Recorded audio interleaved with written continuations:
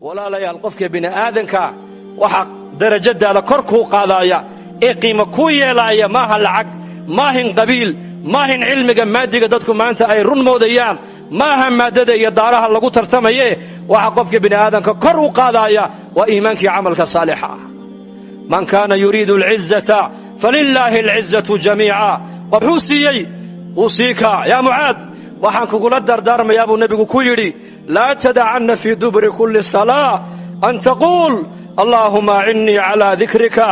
wa shukrika wa husn ibadatika ya muaad waxaan kugula dardaarmayaa salaad walba gadaasheeda inaanad ka tagin inaad tiraadid ilaahu aniga waxaad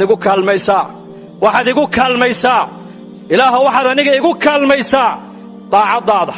iyo dhikrigaaga iyo cibaadadaada teeda wanaagsan cibaadada wanaaggeeda maada nabigu ma siinayna ka jecel yahay adduunyo ma siinayo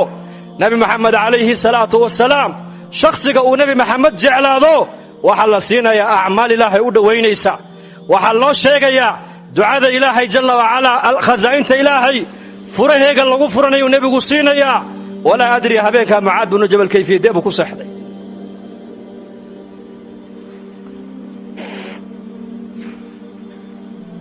أبي بن كعب يا أبي إن الله أمرني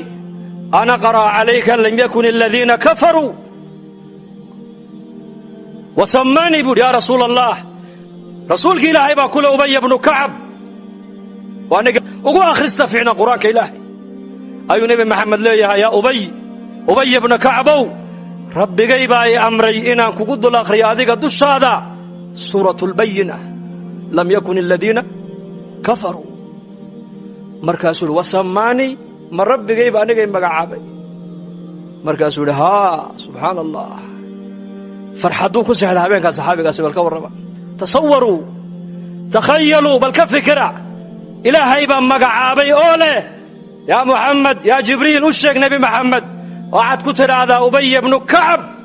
سورة دا كركي سهكو أخريو من ربي جايب أي مقعبي فبكى أبي فرحت بالأوي فرحت يبكون من شدة الفرح محادتك إلهي كجعل هذا هودو دمي راعين هنونك راعين شهودو دمي راعين شريعة راعين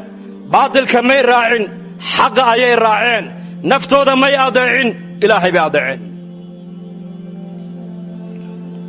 diintan islaamnimada inaku maanta aan haysanno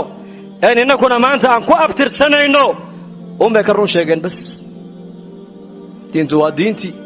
salaadu waa salaadii quraanku waa quraankii xadiidku waa xadiidkii qibladu waa qibladii soonku waa soonkii masaajidu waa masaajidii xagee u jeesanay baan u jeesanaynaa suuradii faatixada akhrinay baan akhriyaynaa laakiin qulubtaas badisha maanta